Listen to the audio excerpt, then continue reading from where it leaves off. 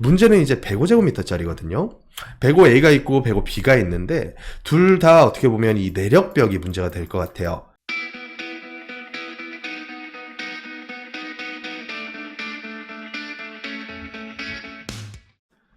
안녕하세요. 부동산 해결사 솔로몬입니다. 많은 분들께서 기다리셨던 용산 분양 소식이 들려왔는데요. 분양가 상한제가 적용된 지역이니만큼 많은 분들께서 로또 청약 기대하고 계셨을 텐데 청약 정보 보면서 함께 분양 단지 분석해 보겠습니다. 용산 호반서밋 A디션 아파트 분석을 해보겠습니다. 일단 입지부터 보시자면요. 이쪽 용산역과 신용산역 전면부 쪽에 입지해 있는 상업지역들입니다. 이쪽 상업지역들이 앞으로 이 지역에 랜드마크 형태의 건축물들이 모두 다 들어서게 될 텐데요.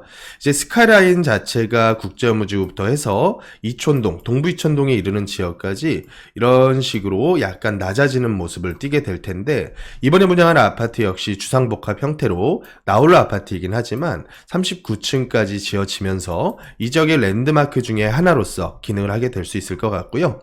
이쪽에 있는 큰 대형 주상복합들과 더불어서 어느 정도 그 가격적인 움직임도 함께 가져가지 않을까 하는 생각이 좀 듭니다.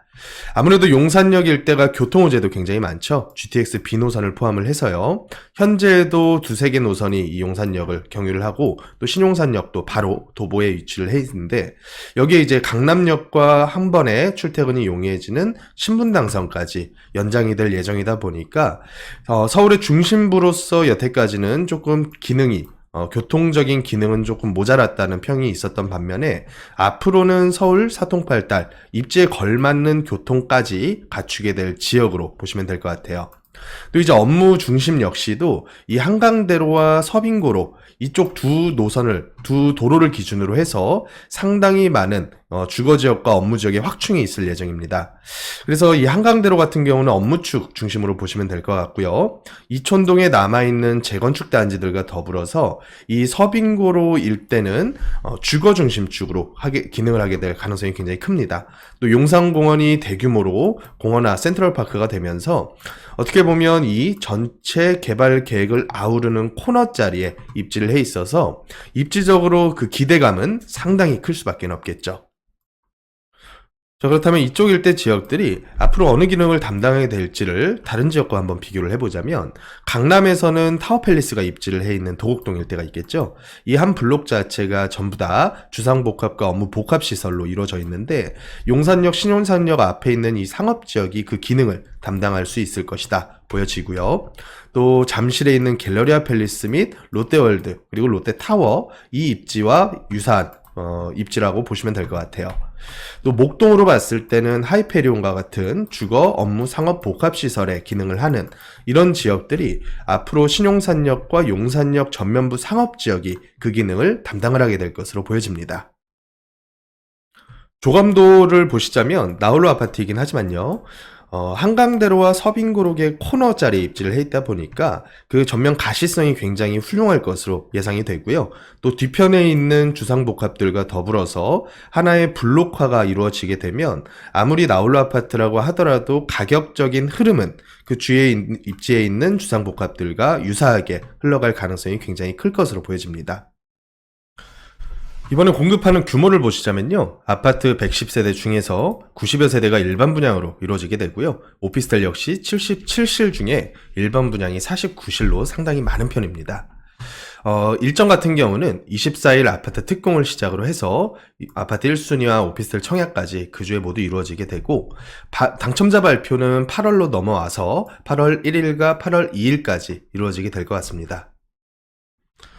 이번에 분양하는 평수에 대해서도 상당히 관심이 많았었는데요. 84제곱미터 국민평형이 20세대씩 해서 총 40세대가 공급이 될 예정이고, 그 중에서 일반 공급으로 들어가는 세대 규모가 22세대가량 됩니다. 절반 이상이 되겠죠. 그리고 그보다 큰 105제곱미터 그리고 122제곱미터까지 합산하게 되면 전체 공급 세대 90여 세대 중에서 65세대가량이 일반 공급으로 이루어지게 되고요. 또 특별 공급 세대 규모는 25세대로 생각하시면 될 것 같아요. 자, 해당 사업지는 도시환경 정비 사업으로 진행이 되다 보니까 가장 높은 층수와 좋은 호실들은 아무래도 조합원 분들의 물량이 될 수밖에 없겠죠. 하지만 그렇다고 하더라도 18층 이상 층수를 전부 다 일반 공급으로 분양을 하기 때문에 아무리 낮은 층수를 분양받더라도 최소 18층부터 출발을 한다. 그래서 층수에 대해서는 상당히 그 부가가치가 클 것으로 보인다. 이렇게 보시면 되고요. 오피스텔들도 9층 이상이다 보니까 가격만 적당하다면 그래도 매력은 어느 정도 있어 보입니다.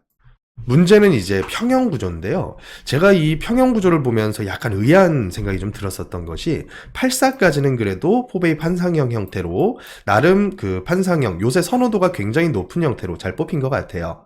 그래서 이 84A 같은 경우는 남향 위주로 해서 포베이 이런 식으로 구성이 되어 있고요. 84B 같은 경우에는 북서향이긴 하지만 그래도 선호도가 높은 포베이 형태로 이렇게 구성이 됐는데 문제는 이제 105제곱미터짜리거든요. 105A가 있고 105B가 있는데 둘 다 어떻게 보면 이 내력벽이 문제가 될 것 같아요. 거실 들어가고 나서 이 내력벽 부분이 거실 절반을 가로막고 있다 보니까 이제 표시상으로는 이 공간을 이제 식당이다라고 표현을 했는데 이 내력벽을 냅둔 상태에서 건축 설계를 짜다 보니까 어쩔 수 없이 거실이 분리되는 그런 효과를 좀 가져온 것 같습니다. 그렇다고 남동향, 남향을 포기하고 거실을 북향으로 뽑을 수는 없거든요.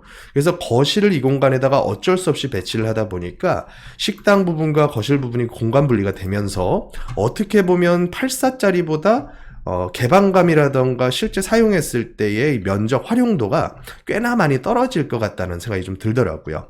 84B도 마찬가지로 이쪽에 내력벽이 위치를 하다 보니까 여기가 어쩔 수 없이 주방과 연계한 식당 공간으로 활용을 하게 될 가능성이 크고 공간 활용도에 따라 차이는 있겠지만 아무래도 거실에서 복도에서 이렇게 나와서 거실을 보게 됐을 때의 그 개방감은 상당히 떨어질 수밖에 없겠다 이렇게 판단이 좀 드네요. 그래서 실제로 이 모델하우스를 한번 보시자면 여기가 아까 제가 말씀드렸던 내력벽 부분이고요. 이 공간이 식당이라고 표현할 수 있겠죠. 식당 부분 공간이라고 보시면 될 것 같아요. 그래서 내력벽이 굉장히 크게 이 공간을 분리를 하다 보니까 아무래도 식당이 이렇게 입지를 하는 게 좋다라고 표현하시는 분도 계시겠지만 개방감 부분에서는 어쩔 수 없이 좀 떨어질 수밖에 없겠다. 122제곱미터 가장 큰 평수를 보셨을 때에도 이 내력 죽는 공간이 좀 발생을 하더라고요. 여기가 이제 거실 한가운데 위치해 있는 내력보 부분인데 주방 부분에서 이렇게 바라봤을 때 이렇게 기둥이 하나 서 있다 보니까 이 뒷공간이 조망 부분에서도 그렇고 공간 활용도에서도 조금 그 기능이 떨어질 수밖에 없겠다. 물론 이게 주상복합이다 보니까 어쩔 수 없는 그런 구조상으로의 오류로 보이기도 하고요. 또 한 가지 약간 안타까운 점은 이 개방감이 좀 떨어지는 통창이 아니죠. 구조 자체가.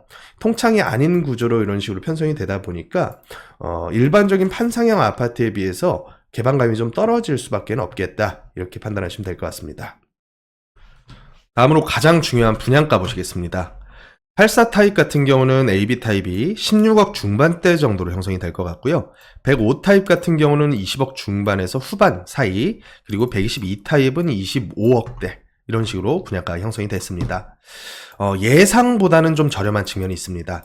보통 84 타입이 20억 정도 갈 것이다. 혹은 싸더라도 한 18억 정도 갈 것이다 라고 다들 예상을 하셨는데 분양가 상한제가 적용되다 보니까 16억대까지 가격이 그래도 조금 저렴하게 형성이 된 것을 볼 수가 있고요.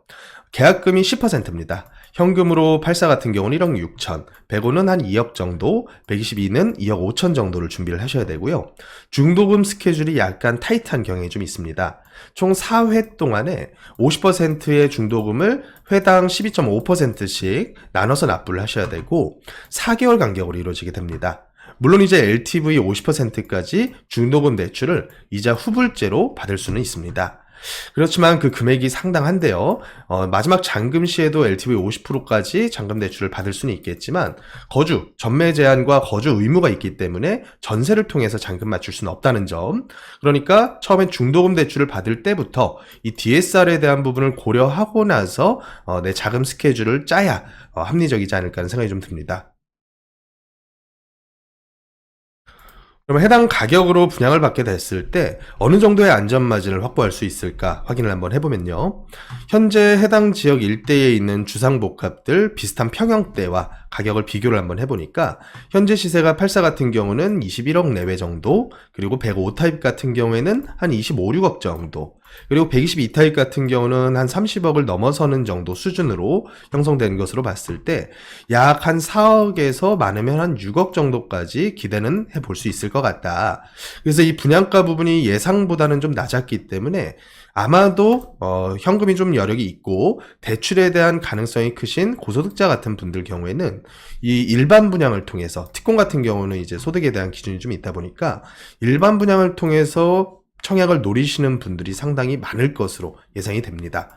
물론 이제 지역적인 단점은 존재를 합니다. 이 지역 자체가 아직까지는 개발이 진행이 되는 중이고 입지는 너무나 훌륭하지만 주변 생활 환경이라던가 아니면 가장 중요한 부분 학교라던가 학원가 이 부분이 거의 없다시피 하죠. 워낙에 업무 중심지로서의 기능이 더 강조가 된 지역이다 보니까 이 부분이 좀 자녀 키우신 분 입장에서는 자녀가 아주 어렸을 때라던가 아니면 자녀가 이제 성인이 되신 이후 이런 분들 같은 경우는 청약을 넣을 가능성이 크지만 학교 다니시는 자녀 키우시는 분들은 아무래도 거주하시기에 상당히 어려운 점이 많을 것 같습니다. 또 원가 상승 대비해서는 분양가가 어느 정도 그래도 합리적인 수준에서 형성은 되었지만 그래도 요새 들어서 이 현금이 말라붙어가는 그런 경기 상황이기 때문에 아무래도 분양가 부담이 되시는 분들이 꽤나 존재하실 것 같아요. 또 앞서 살펴봤던 것처럼 일단 나홀로 아파트라는 단점은 어쩔 수 없이 물론 이제 블록화가 되어서 이 지역 일대가 시세는 같이 갈 것 같습니다만 나홀로 아파트가 가진 단점을 완전히 피해갈 수는 없겠죠. 그리고 하나의 에러가 있는 것이 105 타입 이상부터는 이 평면 설계 부분이 벽과 기둥으로 인해서 약간의 미스가 좀 있는 부분은 어쩔 수가 없다. 또 통창이 아닌 이런 격자 형태로 창으로 주상복합 형태로 지어지다 보니까 개방감이 약간은 떨어질 수밖에는 없다. 이 부분은 염두에 두실 필요가 있을 것 같아요. 그래서 총평을 하자면 자녀가 어느 정도 성인이 되신 분들 같은 경우에는 일반 분양 형태의 공급 물량이 그래도 이번에는 비율로 봤을 때는 꽤나 있는 편이니까 16억대 그리고 조금 큰 타입 같은 경우는 한 20억 초반대 이 정도 금액이면 해당 지역 입지 대비해서는 상당히 그래도 합리적인 분양가로 세팅이 됐다 보니까 한 번쯤 도전해보는 것은 나쁘지 않겠다. 이렇게 총평을 하면 될 것 같습니다. 지금까지 부동산 해결사 솔로몬이었습니다.